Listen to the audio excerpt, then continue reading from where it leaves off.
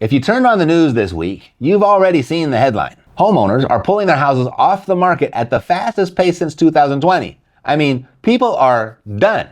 This is the fastest since the pandemic. And the way they write the headline, it's built to do exactly one thing to you: scare you half to death. It's the financial version of a WebMD search that starts at mild cough and ends at shelter in place. It'll make you sit up and think, oh no, here we go again. Inventory's drying up. The music's about to stop. I better make my move before I get locked out like last time. Well, I'm here to tell you that is not the story. That's the half they want you to see. Because buried in the very same report, same company, same week, sometimes the same paragraph, is the part that never makes the headline. And once you see it, you're going to read this whole fastest since 2020 business very, very differently. So before you do anything with your house, before you list it, before you panic, before you let some real estate company's press release make your decisions for you, give me 10 minutes, because there's so much more to the story than a real estate market update. So here's the number everybody's running with.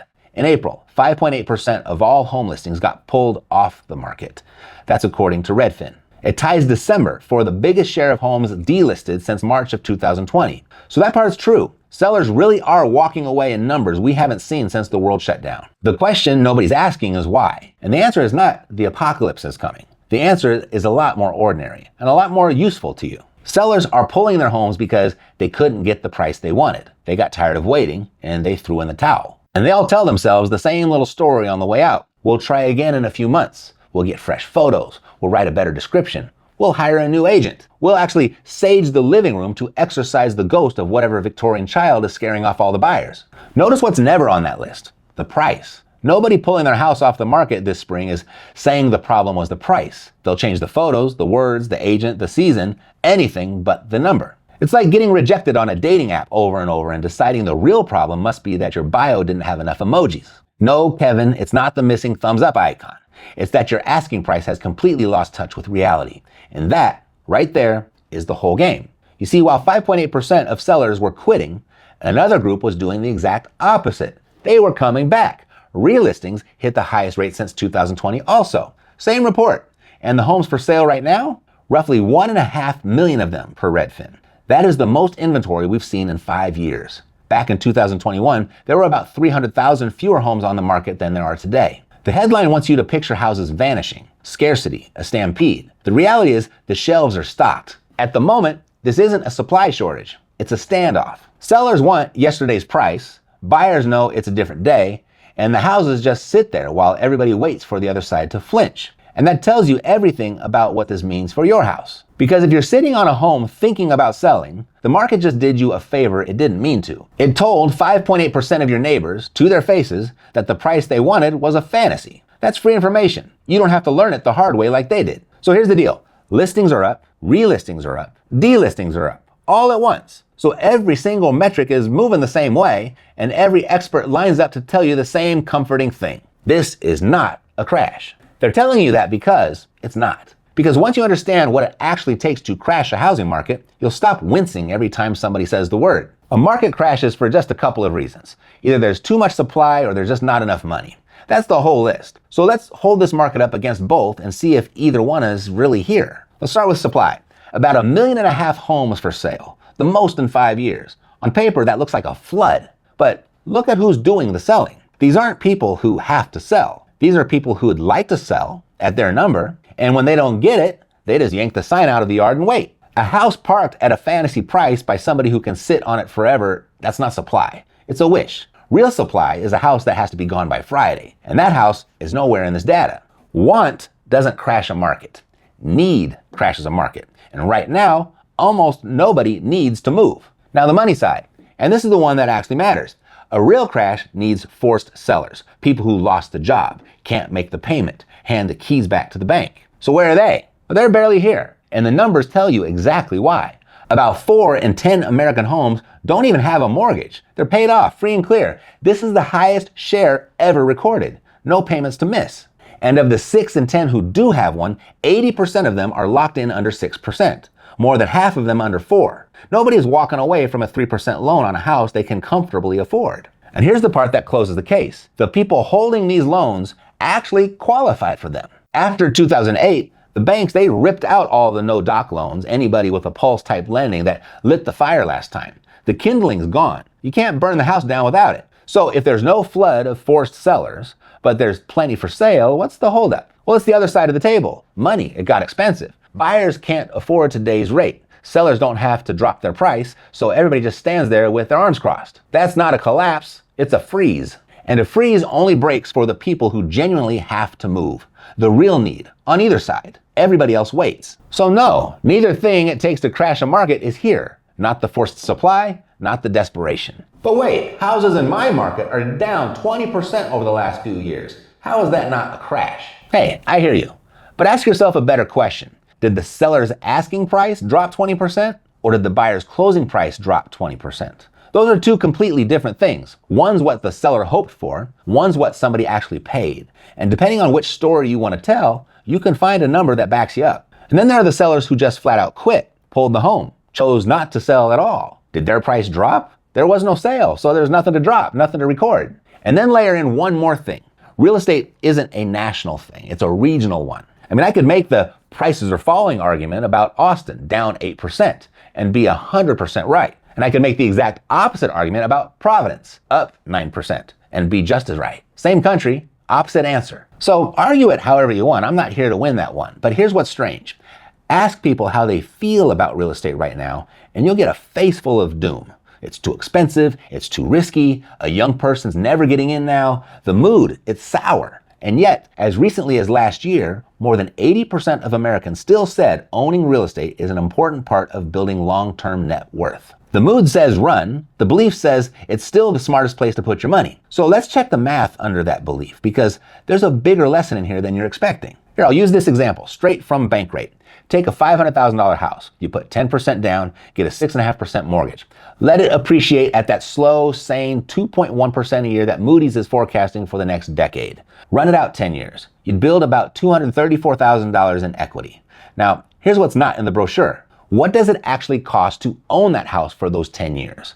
Not the mortgage. I'm talking about the extras, the insurance, the property taxes, the repairs, the maintenance. The average homeowner spends about $21,000 a year on all of that. Insurance, taxes, the roof, the AC, the 1,000 little bleeds. Run it over the same 10 years, that's $214,000. So look at the two numbers side by side. $234,000 in equity on paper, $214,000 out of pocket in real life, just to keep the thing standing.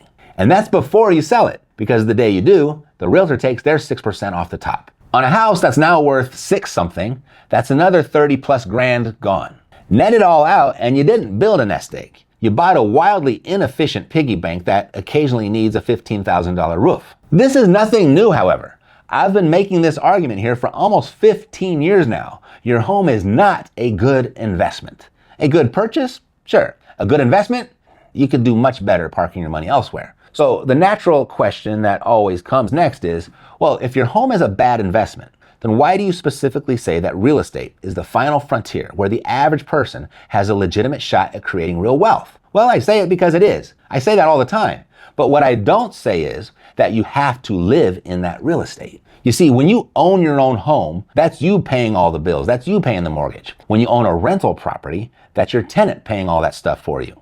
What other investment can you own where somebody else buys it for you? With a few very obscure exceptions, none. And I'm not gonna make the argument for it here any further than that. There's at least 500 videos on this channel where I've already done that. I've already done that in detail. Nonetheless, this idea will still get pushed back in the comments. I'd be disappointed if it didn't. But before you type or race to the comments to read them, ask yourself one question.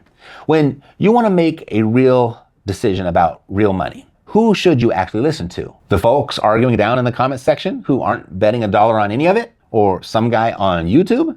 Or the greatest investor who has ever lived, a man who bets billions and is right more often than anyone in history? I think you already know. And here's the better move. Don't just listen to what he says, watch what he's doing and do what he does. Like right now, like as recently as just last week. And of course, I'm talking about Warren Buffett's company, Berkshire Hathaway. And what they just did should stop you cold. 60 years building one company into a fortress, sitting on the biggest pile of cash in corporate history, $400 billion. Cash. They can buy anything on the planet. They can buy anything they want. So what did they buy just last week? They spent $8.5 billion buying a home builder, one of the biggest in the country. And Buffett, who's handed the day-to-day to his hand-picked successor, stood up and blessed the deal personally. His words, he has launched. Now, sit with that. The smartest money on earth, $400 billion to spend, free to buy anything, and it went all in on building houses. Not the latest AI trend, houses. So answer these questions. If there's too much supply, why is Berkshire building more? If real estate is crashing, why is it buying in right now in the beginning with both hands? And if real estate is a bad investment, why is the greatest money machine ever built betting $8.5 billion on it? And this isn't a one-off. They've been quietly stacking home builders for months. Lennar, D.R. Horton, Clayton Homes. It's a pattern. Do you see it? But wait, I thought Trump banned Wall Street from buying up all the houses. And you're right, he did. Earlier this year, he signed an executive order to stop the big institutions from scooping up existing homes out from under regular families. Good. But read the fine print. It slammed the door on buying homes and left one wide open for building them. So the easy path, buy what already exists, that got taken away. Which leaves one question. Is real estate such a good investment that the smartest money on earth will do it the hard way? Pour billions into building from the ground up just to own it? Apparently, yes. They're not building these houses to live in them either. They're building them for somebody else to, and pay for them. You see, your home isn't the investment. The real estate somebody else pays for. That's the investment. For 15 years plus, I've never wavered, not once. Not even now, with real estate sentiment about as low as I've seen it since 2008. Because the numbers, they've never stopped pointing the same direction. Real estate, done right, is the average person's last chance, not just at building real net worth, but now actually at surviving this financial system and everything it's throwing at us right now. And clearly, I'm not the only one who thinks so. So either Warren and I are both wrong, or maybe he's a fan of the channel. All kidding aside, and despite everything I just said, if you're still making your way to the comments to type your version of real estate sucks, be better than that. At the very least, include what you think is the alternative. What's better? I mean, because we're really heavy these days on people pointing out problems, short on solutions. So feel free to share yours, your solution. And if you're at a loss for a solution, here's my idea. 3 moves, depending on where you sit. First one, if you don't need to move, don't. Sitting still in this case isn't doing nothing. It's positioning to benefit from the K-shaped economy we're in. Asset owners win in this economy. Don't sell your assets unless you have to. And that would bring me to number 2. If you do actually have to sell, then get 2 numbers straight in your head. What you want and what the market will pay. And get comfortable with the market is always right. Sometimes that helps you. Sometimes it doesn't. But it's always right. So price to reality. And reality isn't what the guy down the street is asking. He hasn't sold anything. Reality is what houses actually closed for. Look at the solds, not the listeds. And it's your choice how you sell. But if it were my house, I'd take that sold number and list it 5% under it on purpose. You know, as a former realtor, I learned this showing houses. Buyers always start at the bottom of their budget, always. So the cheapest houses in any price range, those get shown the most. They get shown first. Most showings, most exposure. And exposure creates demand. Demand drives price. So price it a hair low and you don't get lowballed. You get a bidding war that drags you up to real value. Sometimes, oftentimes past it. And don't confuse underpricing with underselling. I'm not saying to do that. The seller who comes out low and lets the market bid him up beats the proud seller chasing it down, cut after cut after cut, while his house goes stale. And 3, if you need to move because money's tight, you need to make some adjustments to your finances, still try not to sell. Try to turn your house into a rental and then go rent one for yourself to live in. And it sounds backwards, but here's why. In almost every major market right now, it's cheaper, much cheaper to rent than to own the same house. So you get to rent a nicer place, better neighborhood, better schools, for less than you're paying now. Your cost of living, it drops, your comfort, it rises. But you keep the house, you keep the deed. Inflation, it crushes the renter and the saver, but it quietly works for the owner. And most owners have no idea how much that's about to tilt in their favor. Because the same inflation that's got everybody else white-knuckled is, for you, doing the heavy lifting in the background. And that's why I pulled this one out here for you to watch next. You'll see exactly how this plays out, who inflation is about to hammer and who it's about to hand a windfall, and why the line between them, it's almost entirely whether you own the asset or rent it. It picks up right where we are right now. So click here, watch this next. God loves you, and so do I. Take care.